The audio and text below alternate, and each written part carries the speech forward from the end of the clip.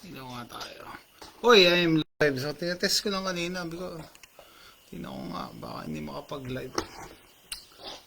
Yun. Talaga nakapasok ah. Nakagulat si FB.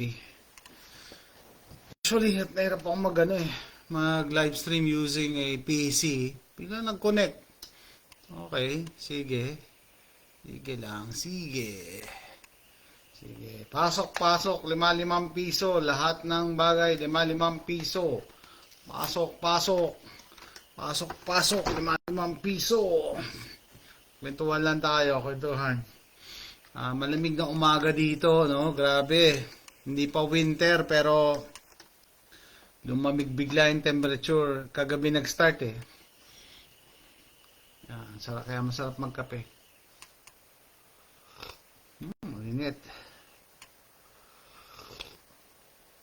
Ay, pasok. 5 piso. Lahat ng klase, 5 piso. Ingay ko, may natutulog pa yata sa taas. May bisita kami ngayon. La la la la la la. Tingnan natin muna. Lahat ng klase. Pasok. Dali, adjust natin. Parang dilim ko pa rin.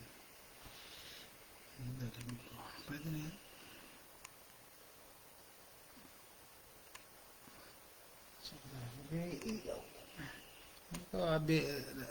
Hirap na hirap talaga ako mag-live stream sa FB using PC.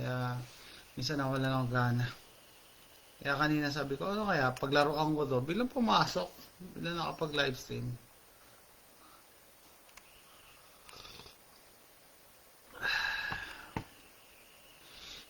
Katatapos ko lang gumawa ng health updates ko. Popost ko na lang later.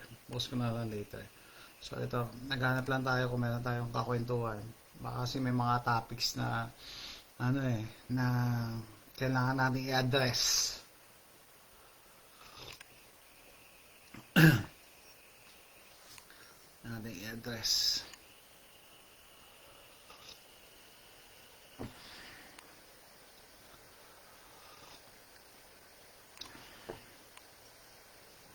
Ano ba pala, regarding sa health issues ko, So, nagtatanong sa akin kung, ano ba tatanong? Kung nagpa-box daw ako. Dahil nagka-Bell's palsy ako. Okay, hindi. Para, maganda rin. Kaya, okay lang din. Hindi ako na-offend pag nagtatanong. Ang gusto ko lang i-point out, not everything is about the box. Although, yan talaga yung nangyayari ngayon. Pero, may mga sakit pa rin na hindi related sa box. Like nung pinost ko yung video ko nung na heart attack ako nung August 2018. May nagtanong pa rin, may box ka ba, sir? Sabi ng kaibigan ko, irrelevant yung question mo kasi wala pang box nun eh. 2018, wala pang scamdemic nun eh. So, not everything is about box. Okay.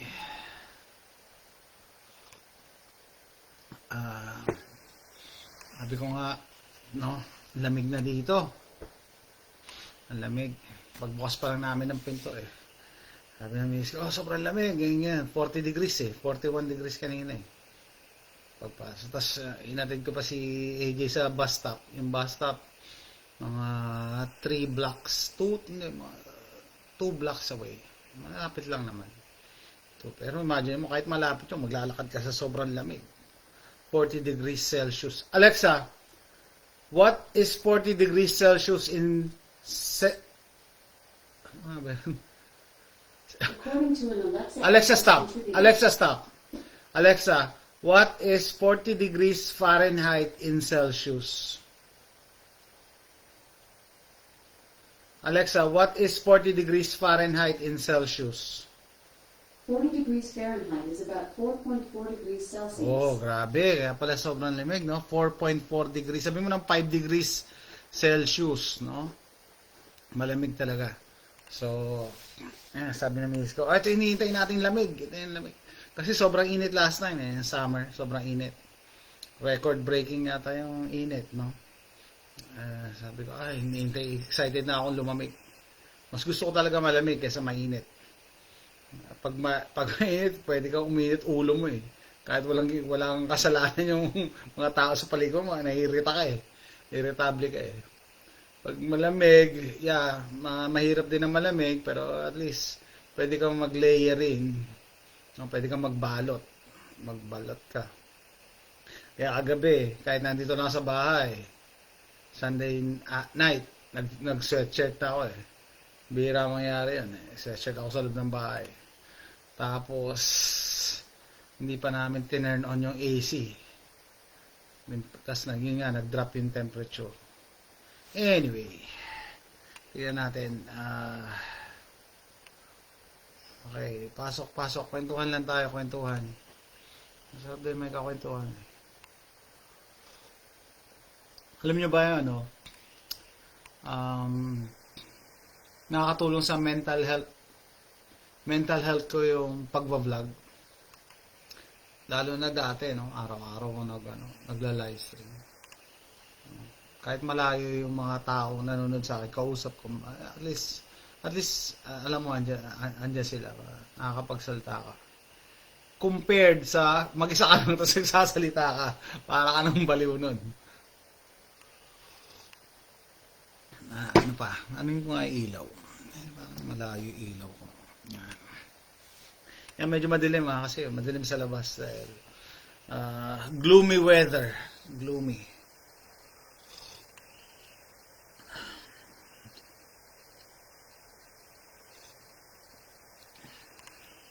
Well, may bisita kami ngayon, sabi ko, no, yung bayaw ko tsaka yung asawa niya. Nandiyan sa taas, tutulog pa sila. Sabi ng miss ko, mag-grocery ka. Wala tayong instant coffee. Baka hindi sila sanay na gumamit ng yung binobrew. Yung miss ko mas sanay sa instant coffee. Ewan ko ba.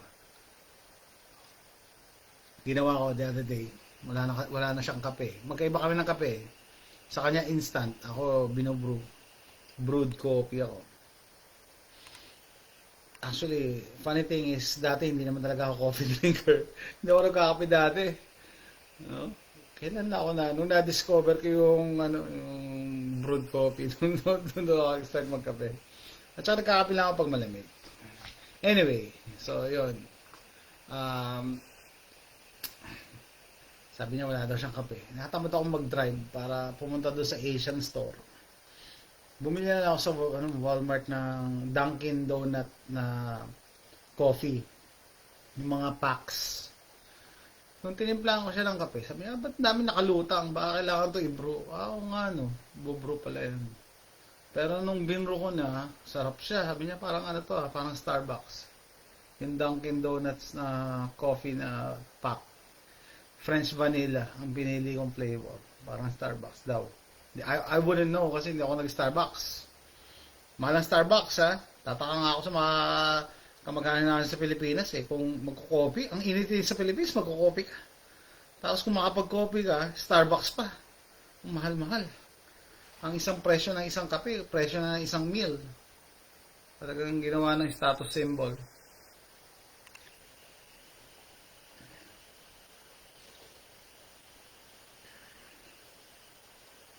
Yan, kaya ito, iniinom ko Dunkin Donuts na I brewed it.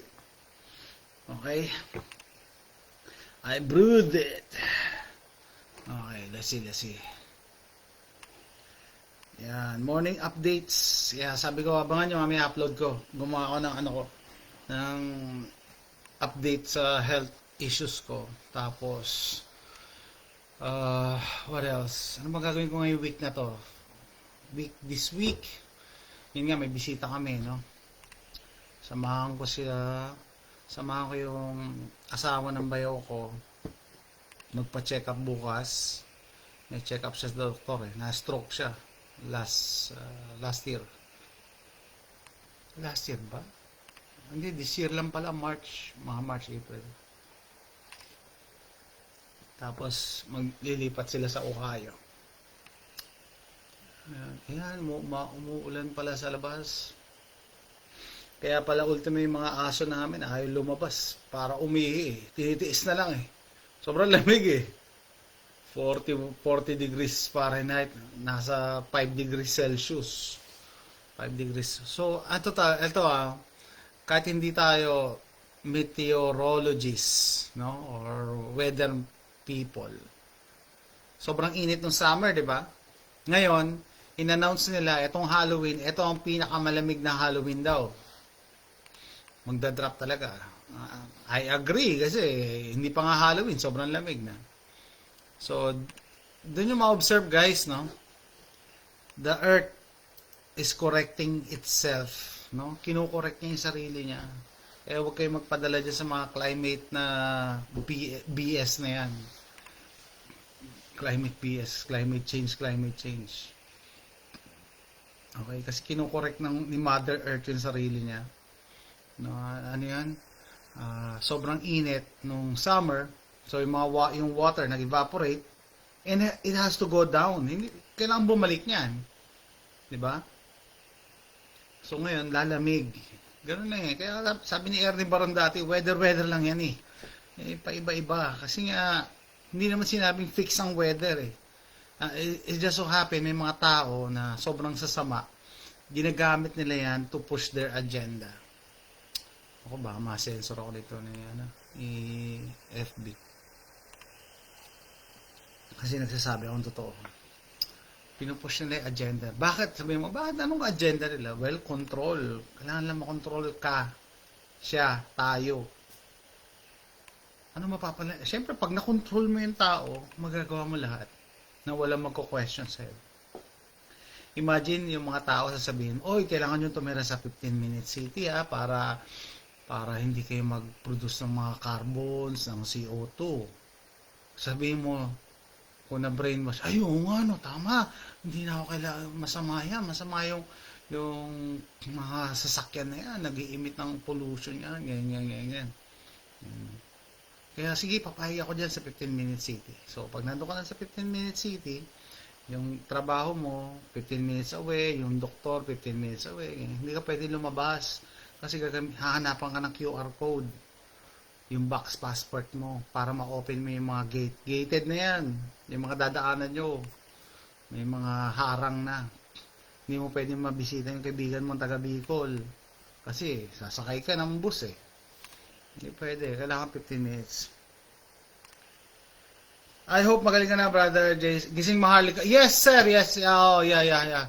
Sabi ko nga mag-post ko yung updates ko. Ngayon yung ika-second week ng ng sakit ko. And I think I am good. I'm well. Sabi ko doon sa bunso ko, no? Sabi ko kay AJ, sabi ko before going to sleep nung Saturday night, sabi ko, AJ, I think I'm better now. Sabi niya, can you close your eyes? Sabi niya, no. But you're better. Sabi niya, you're not 100% better. Parang 95% daw. Okay, sige. I'll take it. Yan, magaling na ako. Nakakindat na ako dito sa kanan. Tapos, nakakain na ako. Anyway. Yeah, thank you. So, yun. Balik tayo, dun sa kinukwento ko sa inyo. Climate BS. No, sabi ni Ernie Baron, weather lang yan. Maski si Kuya Kim, weather lang yan. Nobody said na fix ang weather. Yung season, hula-hula pa din yan. Lalo may mga parts like Texas. Iba-iba ang weather per week. Yan nga, may ilang biroan dito. Pero, ganoon talaga, iba-iba. Pero, ang bottom line yan is, Mother Nature has a way to correct itself. Ano yung ibig sabihin? Nung summer, sobrang init, aabangan nyo ngayon, sobrang lamig ngayon. Hindi pwedeng parehang sobrang init. Kasi nga yung mga tubig na nag-evaporate, kailangan niyang bumalik. Okay? Baka sabihin, sir, so hindi totoo yung mga pollution. Yeah, totoo yung pollution, pero kasi yung scare tactics na sinasabi nila, kailangan, zero CO2. Ang gusto nila zero CO2 ha. Huwag mag-produce ng CO2. Carbon footprint. Bibilangin. Alam nyo ba pag pag nag-zero CO2 tayo, mamamatay mga halaman. Kasi ang pagkain nila is CO2. Pagkain nila CO2. And then yung CO2 level yata, since what, ilang dekada na, nagtumaas lang ng, 1%, parang ganun, or less than 1%. Okay?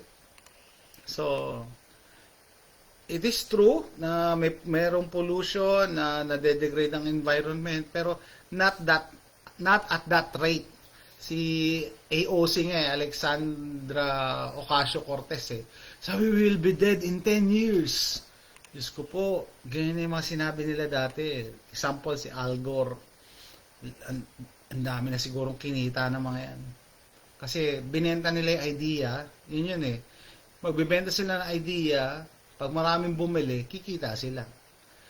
So, sabi niyo, paano nangyari yun? Binenta niya lang idea Sa tingin niyo, hindi siya kumukubra pagka niyang ginagamit siya ng mga project. Alam niyo, sa Pilipinas, di ba? Dati ako sa SK Kada project, may kumikita yung mga politiko. Ang tawag yan, SOP. So, kada paper mo sila ng project, meron silang 10%. Kunyari, 5 million yan, may 500,000 siya. Yan, pipirma lang yung mga yan. SOP ang tawag dyan. Otherwise, hindi nila pipirmahan. Kaya, para happy din yung ano man tawag doon sa mga taong nagpo-produce ng mga project. Contractor. Siyempre, bibigyan siya. So, tataas nila yung proposal. So, imbis na 5 million lang yung papapagawa ng daan, gawin natin yung 8 million. Kasi magbibigay pa tayo dun sa paper man. So, sa 8 million yan, 800,000 para doon kay Mayor. Tapos, meron pa si Vice Mayor, meron pa yung mga kagawad para... Kaya ganun. Yan ang proseso Kaya, hamunin nyo ng transparency mga politiko sa Pilipinas. Wala nang tatakbo. Kaya gulat ako, ang dami tumatakbo sa barangay, no? Lahat gusto na maging politiko, maski mga bata. Kung ako masusunod, yung SK, dapat i-abolish ang SK Nagiging breeding ground lang yan ng corruption. Dati, nung tumatakbo kami SK, pumunta kami kay, Konsehal Bumatay. Pasok kami sa office niya, pakilala kami, tumatakbo po kami sa kailangan po namin yung support mo. Sabi ni Konsehal Bumatay, anong support ba kailangan niyo?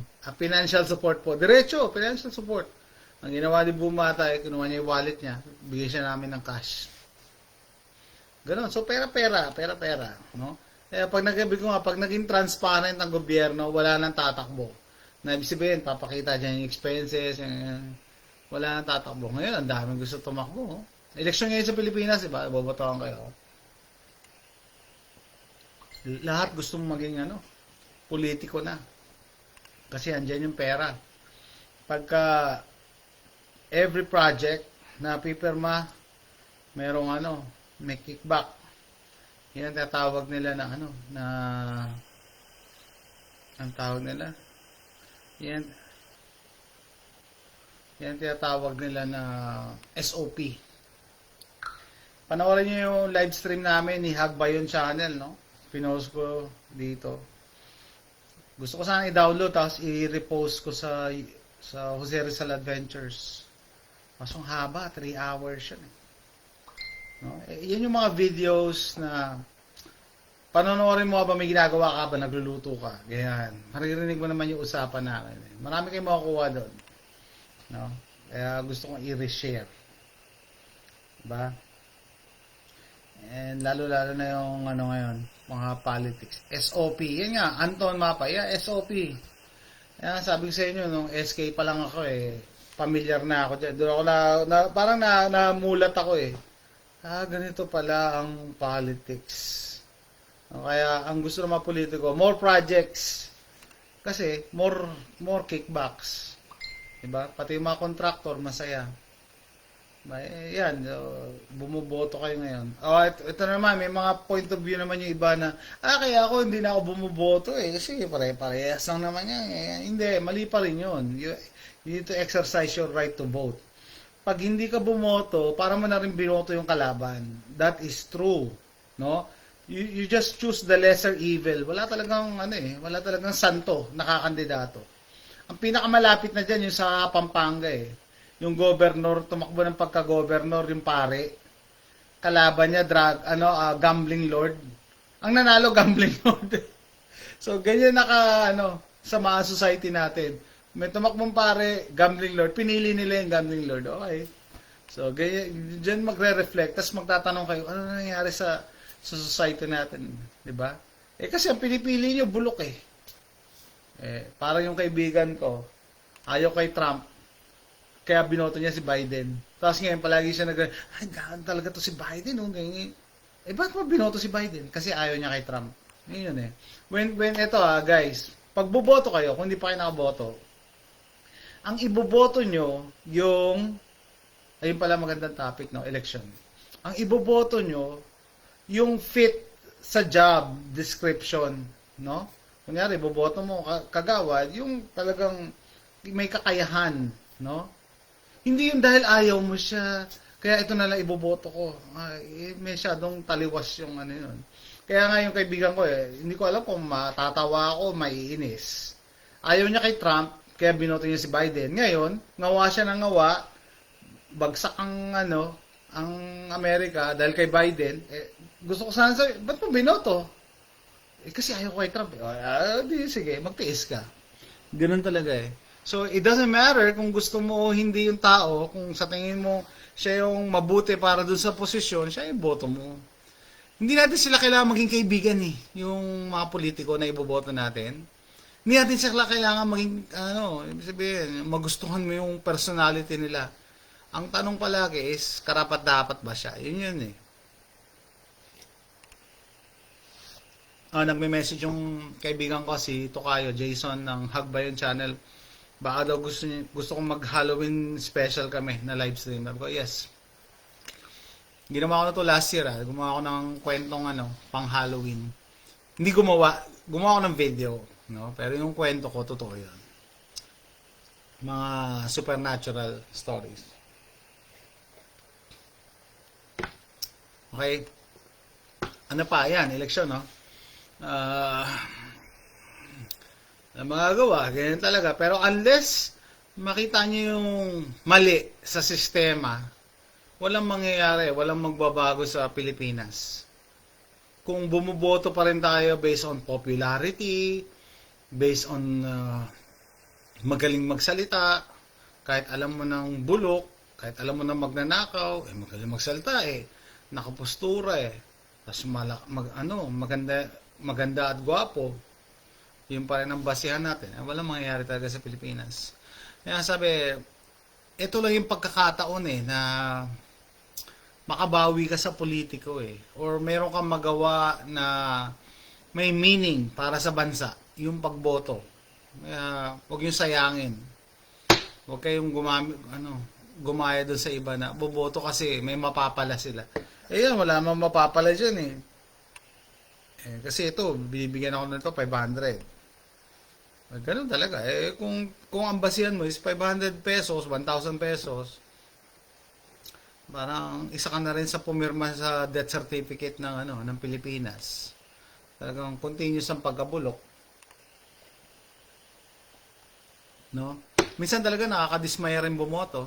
Kasi kahit sino, para sabi, kahit sino iboto ko. Well, you won't know. You don't know that. Sinasabi mo lang. Like yung example ng iba, example ng iba. By the way, doon sa hindi nakakilala, nasa US ako So, ibig sabihin, hindi ako botante dyan. I'm just a observer looking from outside. Okay?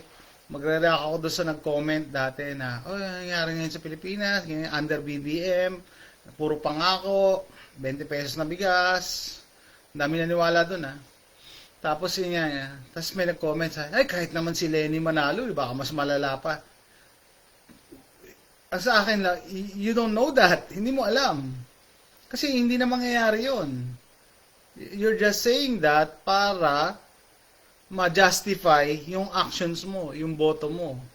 Ma-justify. Hindi mo na mangyayari yun. Hindi ka na pwede mag-restart. Uy, pag si Lenny nanalo, ganito mangyayari. Hindi mo alam. Hindi na natin malalaman kung ano mangyayari. Diba? Ang alam lang natin, binoto mo ganito at ganito ngayon ang Pilipinas. Similar with the US, no? Pero yung iba, ayaw umamin. May mga ganun talagang personality. Like, example, yung Biden, yung bumoto kay Biden dito, na Pilipino din, nung nagkagera, sabi, ay, hindi naman, tapos tumaas ang presyo ng, gas. Hindi si Biden may kasalanan yan, si Putin may kasalanan. Talaga? So, si Putin pala ang presidente ng Amerika. Di ba? Minsan, imbis na aminin nila na nagkamali sila, ihahanap nila yung blame sa iba. May mga ganyan eh. Sisisi nila sa iba. Ayaw nila amin. Meron talagang ayaw umamin. So, yun nga, merong direction, sabihin sa inyo, may direction na tinatahak ang US na pabagsak, pabulusok. Okay? And as a prepper, pinaghahandaan ko na rin yan. Pinaghahandaan ko na yan. And napag-usapan namin mga kaibigan ko, pag dumating yung time na yan, yung mga tao na mga Democrats, yan, nagsusupport sa left, no? Ma-realize kaya nila nagkamali. Hindi pa rin nila yan ma-realize, maninisi pa din ng iba yan. Hindi yan kasalanan ni Biden, kasalanan yan ni Putin, kasalanan ni ganyan. Hindi nila aaminin na mali sila. May mga tao talagang ganyan eh, na hindi umaamin ng pagkakamali. Kahit na bagsak na ang economy. Kasi dati, nung panahon nga ni Trump, no? Nung tumatakbo si Trump against Hillary, meron kaming, yung kaibigan na misis ko, taga-California, tumawag pa talaga sa landline namin. Tumawag sa landline namin. Sabi, sino mo boto nyo? Pag binoto nyo si Trump, magkakaroon ng recession, magkakagera. Yun.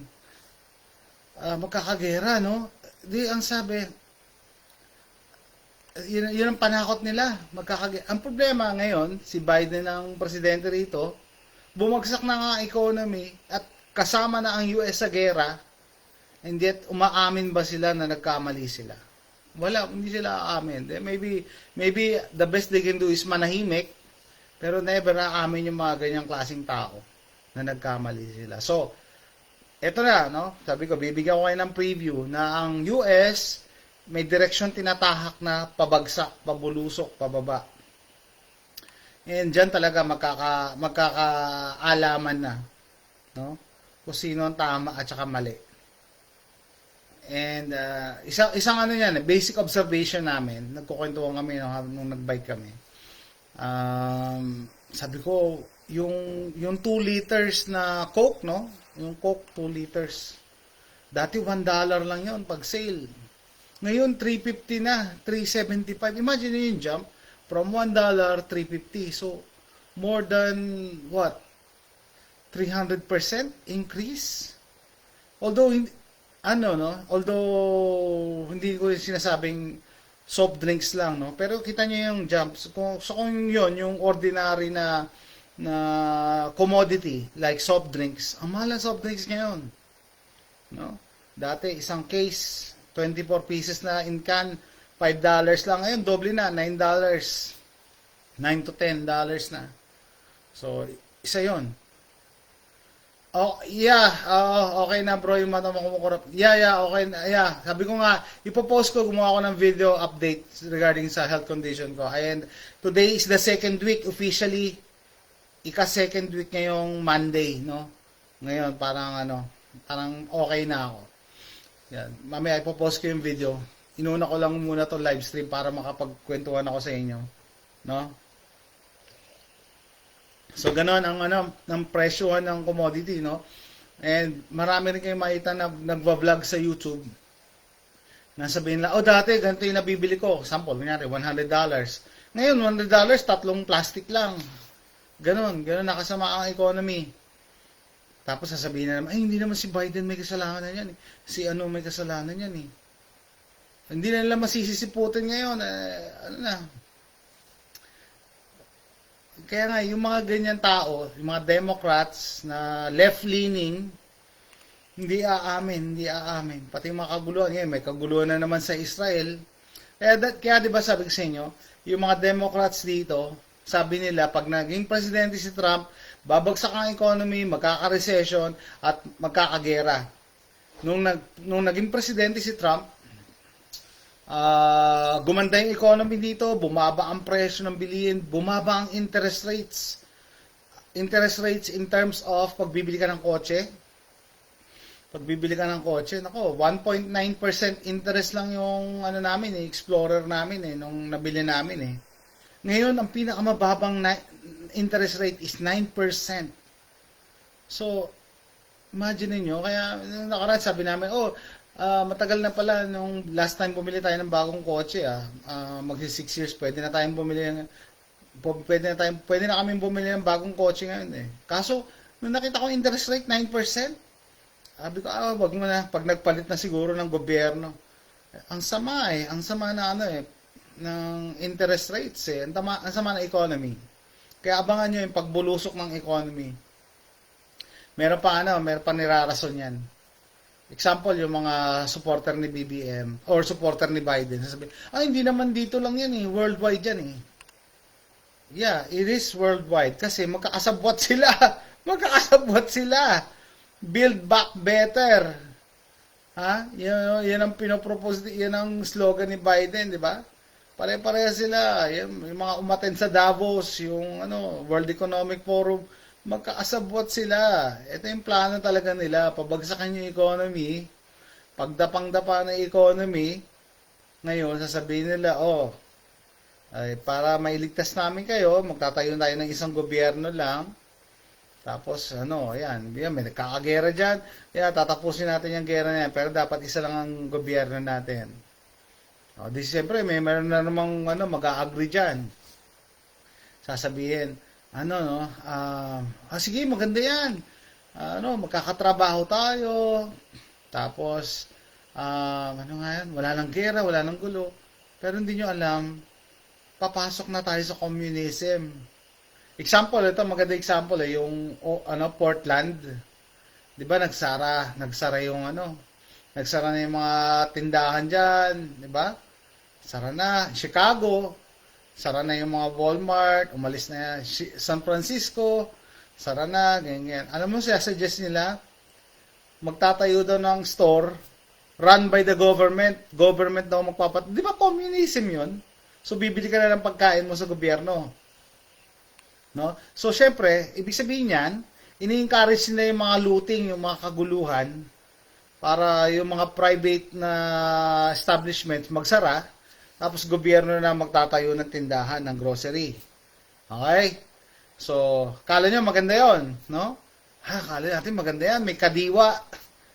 Hindi, kasi asa ka sa gobyerno. Nawawala yung private ownership mo. No? Pag nakaasa ka sa gobyerno, hindi ka na makakatanggi. Mawawalan ka ng options. Communism yan Communism yan. And sabi ko dun sa kaibigan ko nga si Tokayo na never pa ako nakita na nagsabi maganda yung communism or pinakitang ebidensya na maganda nga ang communism. Otherwise, yung mga tao na taga Venezuela, mga taga Cuba, hindi nagpapakamatay sa paglangoy para lang makatakas sa communism. Ganun ang ginagawa nila. Lumalangoy sila. Kasi communist nation, di ba? Yun sa North Korea, yung Nokor. Meron dong sundalo nag-defect. May nag-defect doon, no? Pinagbabaril siya. No? Kailangan mo you need to shoot your way out of communism. No? Yung mga ayaw sa baril, Pag naging communist, under ka na ng communist, maghahanap ka ng barel para makalaya. And then, and may nagko-comment sa akin dati, the other day, sir, anong comment mo doon sa shooting dyan, sa Maine, dyan sa USA? Sabi ko, una, okay maniwala sa sinasabi nila na kaya siya namaril dahil nabaliw siya. Parang napaka Well, kasi ganito yan Explain ko sa inyo. sa tingin nyo, yung isang tao just because nabaliw, mamamaril na? Siguro pwede, isa, dalawang, kung regular, ha? Ibig sabihin, Anthony Evan Cruz, modern day slavery. Yeah, modern day, yan ang paano, yan ang papunta dyan eh. Balik muna tayo doon sa shooter doon, no? Last time na nag-mass shooting. Organized yan eh. False flag yan, false flag.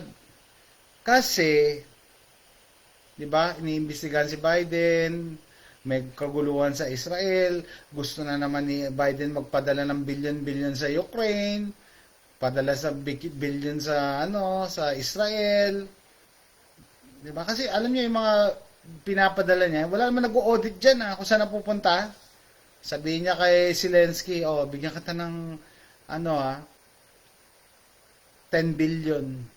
Sa 10 billion na 'yon, 5 billion lang ang kunin mo Tabi mo yung 5 billion para sa sino makakaalam? Wala namang makakaalam eh. Kaya gustong-gusto ni Biden na nagpapadala ng pera.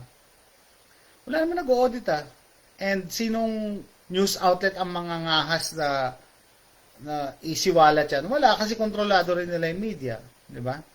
Okay, so wag kayong maniniwala na just because nabaliw ka, mamamaril ka na. No? Kayo nga, sabihin nyo sa Pilipinas, bakit dito marami naman na babaliw, hindi naman namamaril? Yes, siguro kung mangilan-ngilan, 1, 2, pero hindi yung regular na ganyan. Kasi, para ma-implement nila yung plano niyan, yung one world government, kailangan madisarmahan muna ang US. Kailangan madisarmahan. Kasi ganito yan eh. Explain ko sa inyo Pag may nangyari sa Pilipinas, sino tutulong sa inyo? Di ba US? Ngayon, may nangyari sa Israel. Sino tumutulong sa Israel? Di ba US? Nung may nangyari sa Ukraine, sino tumulong sa Ukraine? US, di ba? Hindi naman Australia, hindi naman Great Britain, US, di ba? Yung front runner. Ito ang problema. Paano pag na-neutralize ng US, sino pa tutulong? Sa amin, pag may nangyari sa US, sino tutulong sa amin? Wala naman, di ba? Kaya kailangan lang madisarmahan ng mga tao dito. Okay? Paano madidisarmahan May Second Amendment. Yun nga, kailangan mag-produce ng mga mass shooting na yan. Para sabihin, masama pala ang baril, kumpiskain yung baril, ganyan. Pag nadisamahan ng mga tao dito sa US, wala na pag-asa. Sino pa mag-aakla? Sinong lalaban? Sino magpapadala ng tulong? Wala naman, diba? Hindi naman, ang Australia, ang Great Britain, hindi naman yan. Mas pa nga ang gun control sa kanila Diba? Mas madali na silang kontrolin. Okay, so iba pa rin yung malaya Sasabihin ng iba, hindi, maganda yan. Okay na yan, 15-minute city at least. Hindi tayo magugutom. May trabaho tayo. Yeah, may trabaho ka nga, pero hindi yun yung trabaho gusto mo. Yung estado, yung state ang pipili ng trabaho mo. Ikaw, matangkad ka, mag-basketball ka. Ikaw, medyo malaki katawan mo, mag-wrestling ka. Kahit ang gusto mo, poetry. Gusto mo English literature, kahit matangkad ka. Hindi, magba-basketball ka. Wala kang choice. Diba? Tapos, mga tao, pare-pares lang ang suot. Pare-pares din ang gupit. Ang communism kasi, hindi nila pinopromote ang individualism. Hindi nila pinopromote ang individualism. Kailangan isipin mo palagi for the greater good, yung para sa estado, yung mas nakararami. Yun ang gusto mong i-promote. Okay? Kaya yung mga babae, may example na pinanood, mga babae, pare-parehas ng gupit, pare-parehas ng damit. Hindi pinopromote ang individualism. Bakit? Kasi yung individualism, kalaban niya ng collectivism. Collectivism is communism. Diba? Ano yung ibig sabihin? I-breakdown natin. Hindi ka dapat mag-isip ng para sa'yo. Dapat isipin mo lahat, yung kapakanan ng para sa lahat. Kaya, di ba, yung naman napapala natin, crash landing on you, may naka-assign na gumagawa lang sila ng kimchi. Yun lang ang gagawin mo. Huwag ka na huwag ka na mag-isip ng ibang business. Sinabihan ka ng estado, ng state na, gumawa ka ng kimchi. Yun lang ang gagawin mo. Kaya akala nyo maganda ang communism. Well, tanongin nyo yung sarili nyo, bakit yung iba nalulunod sa dagat para lang makatakas sa communism. You know, binabaril sila dyan sa North Korea para lang makalipat sa South Korea. Bakit? Ganun kasama ang communism. And communism, control nila everything, syempre including the news. Ipapakita lang nila. Ru Lopez, good day sir, at sa lahat. Yeah, good evening sa inyo, good evening, good morning dito. No? So yun, no? Ito ang problema kasi natin, yung mga nakakapanood sa akin, yung mga nakapag-share ng info na to, pare-pares na tayong gising, yung mga tulog, gusto pa rin nilang matulog. And yung iba nga nagsasabi sa akin, ba't gumagawa ng mga ganyang videos? Dapat happy lang, happy thoughts lang. Well, that's how they control you. Pag ini-ignore mo yung mga importanteng issues. At ang gusto mo yung mga prank videos lang, mga pa-sexy videos lang, mga sayo-sayo lang. Diyan masisira ang society natin. Kaya nga 'di ba sabi nila yung TikTok sa China, ibang-iba sa TikTok sa Pilipinas. Kasi yung TikTok sa China, ang pinopromote nila is for the good of the nation, for your improvement. Hindi yung mga prank videos, hindi yung mga pa-sexy videos, hindi yung mga pasayaw-sayaw. You know, kasi alam nila na yan brainwashing yan na pag gusto mo mga prank videos lang, ayaw mo nang itakil yung mas mga malalalim na na issues. True na pag inisip mo yung mga mas malalalim na issues, mas may stress ka, ganun talaga hindi pwedeng hindi, sabi nga ng English teacher ko dati, nobody promise you a bed of roses. Wala naman nangako nung pinanganak ka na everything will be okay, everything will be smooth. Life is a continuous struggle. Life is a continuous struggle. Palagi ka nakikipaglaban. Palaging palagi ka may iniisip. Yun talaga part of life Sabi nila, di ba? A life, yung kasabihan nila? Yung a life with struggle is a life worth living. Pag wala kang, alam nyo ba yun? Yung pag wala kang, inabuhay ka na wala kang iniisip, wala kang problema, wala kang na-encounter na struggles, mas mahirap yun. Meron ako na-encounter na gano'n pala, yung kasama ko dating medrep. Sabi niya, babae siya, nung nag-asawa daw sila, wala daw silang pinoblema, palagi may tumutulong, wala silang problema, maski sa gastos, wala silang problema. Sabi ko, anong problema mo? Yun nga wala silang pinoproblema Yun ang problema niya. Never sila nakaranas ng struggle. So, parang empty yung happiness niya. Alam niyo yun, kung na-relate kayo, yung empty yung happiness, walang happenings. Never ka na nakaranas ng paghihirap. Minsan parang empty ka rin. May kulang. Samantalang yung tayo, lumaki tayo sa batang 90s. Lumaki sa hirap, naglalaro nakapaa sa kalye, gabi na umuwi, walang gadgets, palaging tinutokso. Ako, nung bata ako, tinutokso palagi si Payat Payat ko kasi. Tapos tutoksoin ka pang bakla.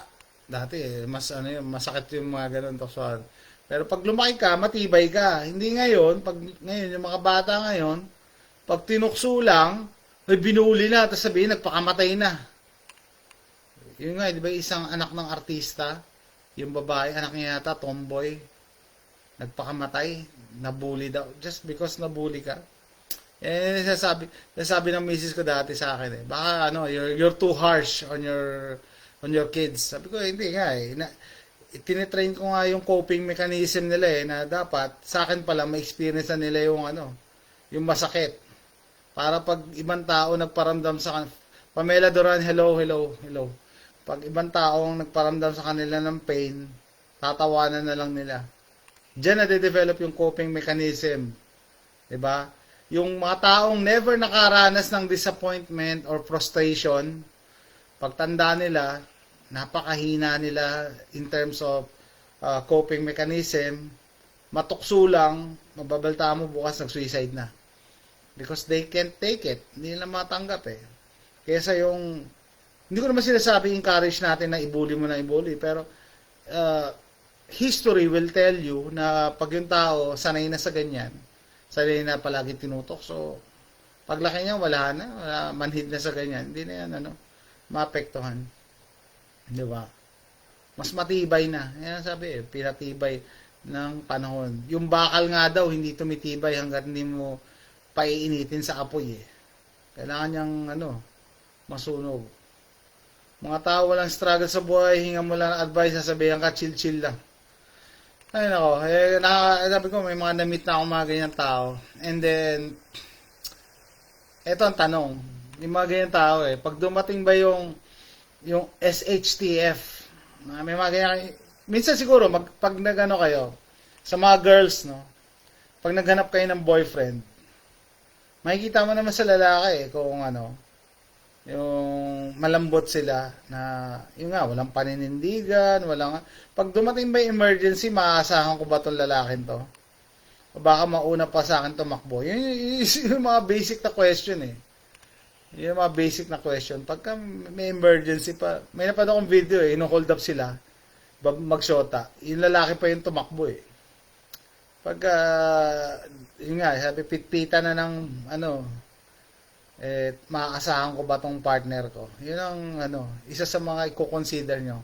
Babae o lalaki. Maski kung lalaki ka, kung naghahanap ka ng partner na babae, pag nagkaroon ba ng gipitan, maaasahan ko ba tong asawa ko or boyfriend ko or girlfriend ko?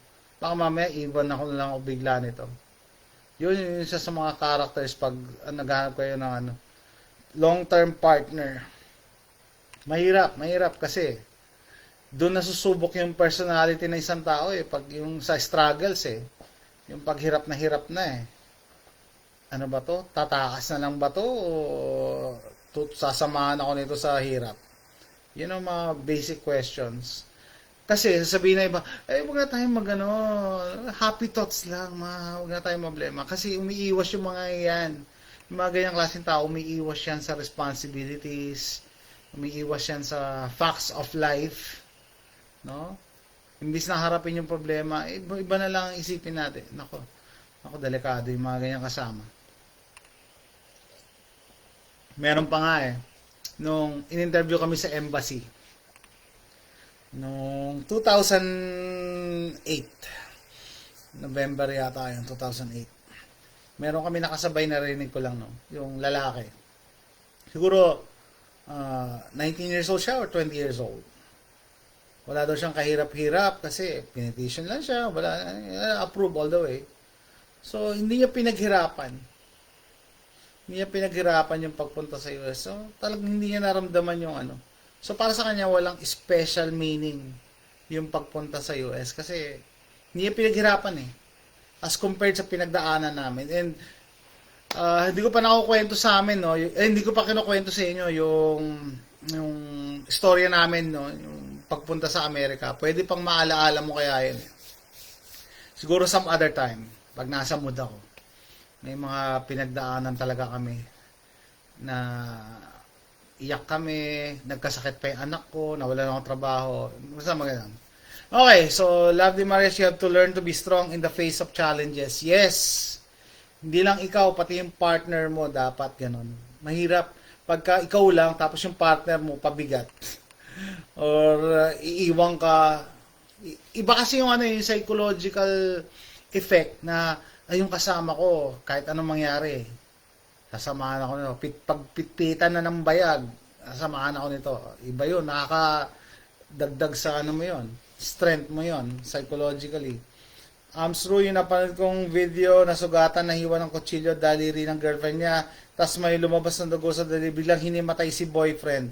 Ayan nga sabi ko, kayo guys and girls, paano ba kayo pumili ng partner? Fun lang ba? Yung happy thoughts lang or looks lang? Iba rin kasi yung satisfaction pag kayo yung kasama mo, alam mo maaasahan ko to Iba iba. Diba? Kahit sabihin mo na girlfriend, boyfriend lang. Diba? Siyempre, dumaan din ako sa ganyan syempre iba yung makakasama mo na hindi kanya pababayaan pag may nangyari sa'yo. Or sumama yung karir mo, nawalan ka trabaho, hindi ako pababayaan ito. Or yun nga, dumating na yung mga SHTF, na pagka ano ba, iiwan ba ako nito? Iba yung psychological effect. Minsan yun yung nagpapalakas ng loob sa atin eh. Hindi naman natin kailangan talaga physically strong, fit.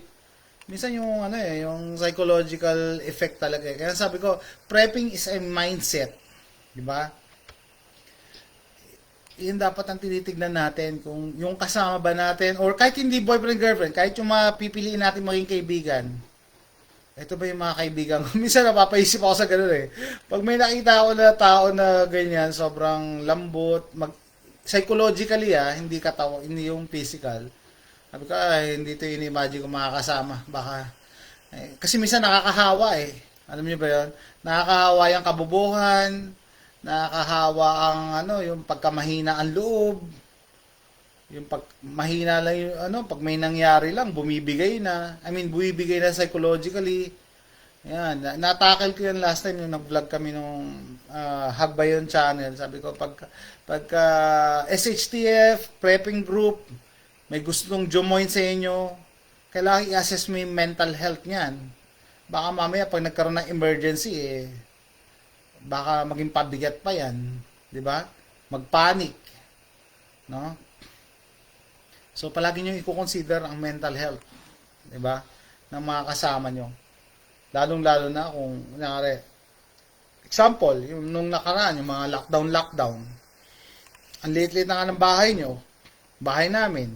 Tapos may kasama pa ako na ganito, kunyari. Yung palaging negative ang nakikita. Naku, nakakahawa yan. Alam niyo yun? May kasama ka na palagi na lang nagbubuntong hininga, palagi nagko-complain. Yun, naku, ayaw ko naman ganun. Yung mga nagre-reklamo palagi. Ako, iba. Hindi yan nakakatulong sa mental stamina. 'Di ba? So, yun, na-mention ko lang, no? Palagi niyo yung consider. And may nagsuggest sa akin sa video ko, no, in terms of prepping, ka din daw for mga diversions. Sabihin, yung pampalipas oras, yung iba, hindi mahilig magbasa ng libro, no ba?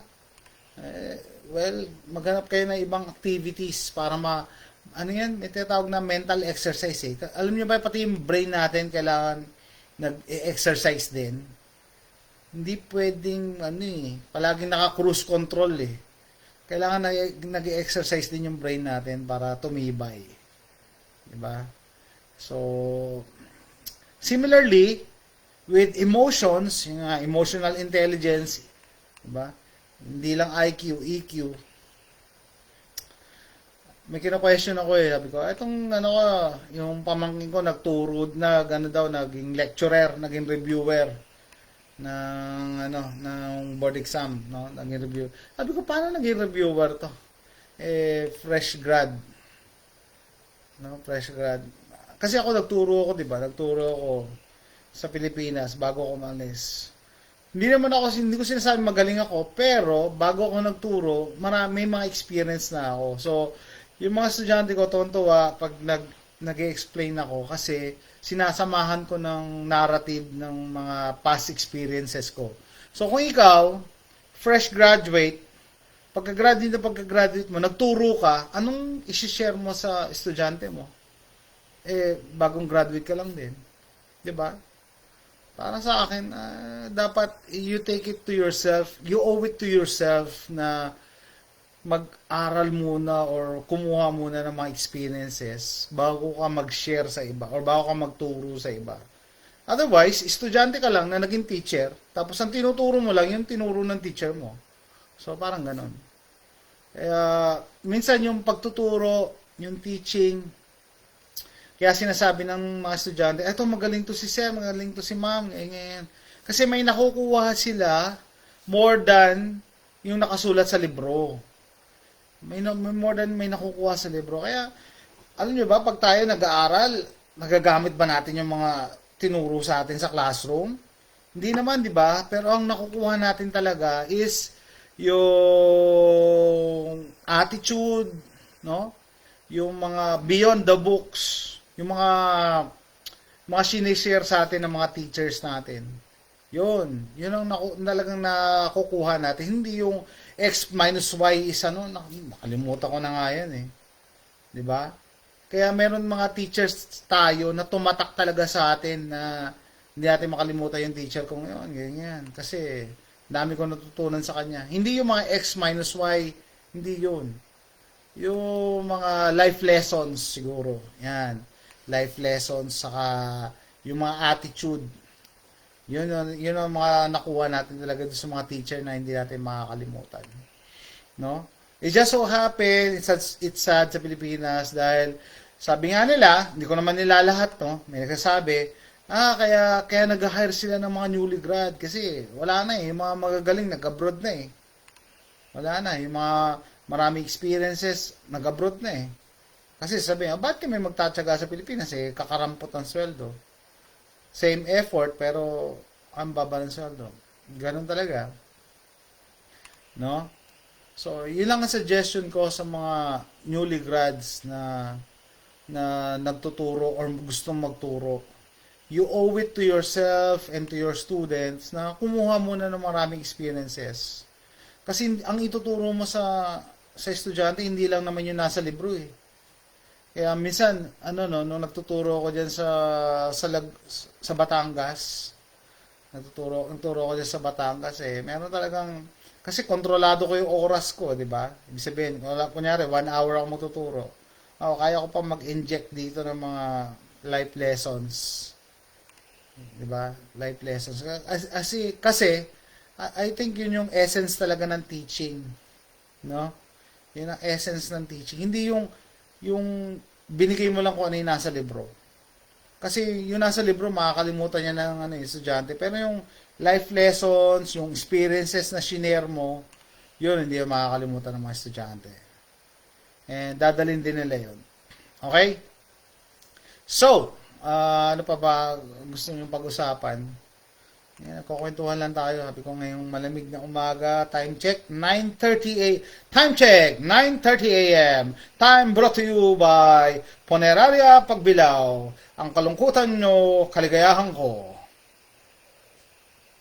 Joke lang yun yeah. So, 9:30 a.m. dito, 10:30 p.m. na sa Pilipinas. No? Yan, dami ko na share. Ano pa ba?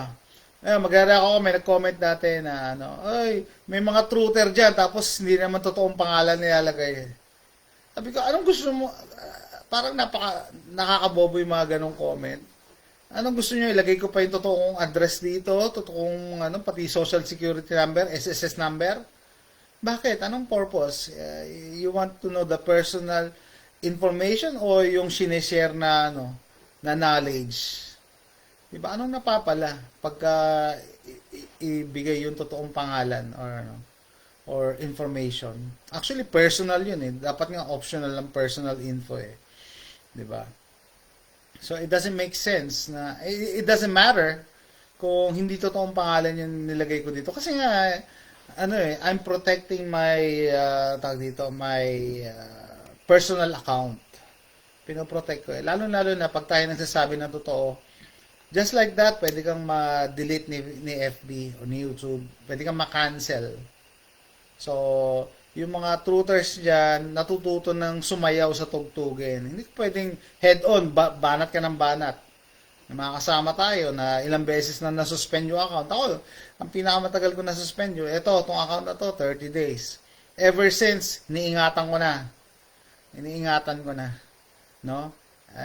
Ibig sabihin, baba na tayo, pero dapat, hindi ka pwedeng, alam nyo yun, yung mga panahon ng Katipunero, kahit itak lang yung, susugod sila, baril ang kalaban, patay agad. So, dapat matalino tayo. Okay? And hopefully, yung makakapanood nito, madagdagan, hindi mabawasan. Kasi, ang objective talaga natin is manggising. 'Di ba? Manggising. 'Di ba? Yung mga truthers diyan, natututo ng sumayaw sa tugtugin. Hindi ko pwedeng head-on, banat ka ng banat. Mga kasama tayo na ilang beses na nasuspend yung account. Ako, ang pinakamatagal ko nasuspend yung, itong account na to, 30 days. Ever since, iniingatan ko na. No? Ibig sabihin, mga panahon ng Katipunero, kahit itak lang yung, susugod sila, baril ang kalaban, patay agad. So, dapat matalino tayo. Okay? And hopefully, yung makakapanood nito, yan lang naman eh. Yan lang ang laban natin eh. Mas dumami tayo, mas maganda. Hindi tayo dapat kumonte. Ang nangyayari dyan, yung mga nakita ko, mga truthers, nag-aaway-away from within. No, I don't know, ayoko nang sakayin yung mga issues nila. Pero, asahan nyo ako, I call it as I see it. Pag sinabi kong bullshit yan, bullshit yan. Hindi pwedeng, ay kasi kilala ko yan eh, ay kasi ano. Hindi, pag sinabi kong bullshit, bullshit. Yun lang yun. Diba? Hindi na pwedeng patumpik-tumpik. Eh, yan yung isa sa mga characteristic trait ng mga Pilipino eh. Pag kilala, pinapalampas, they let it slide. Ay, huwag mo namang banatan si kasi kilala ko yan eh. Eh, hindi pa paano kung bullshit yung mga pinagsasabi niya. Example, yung last time ginawa ko pa ng reaction video, di ba? Na, ayoko na balikan. Basta anyway, yan. 1 hour na tayo. Salamat sa pakikijoin and upload ko later yung update sa health conditions ko. Salamat sa mga well-wishers. And what else? That's it. See you next time. Bye.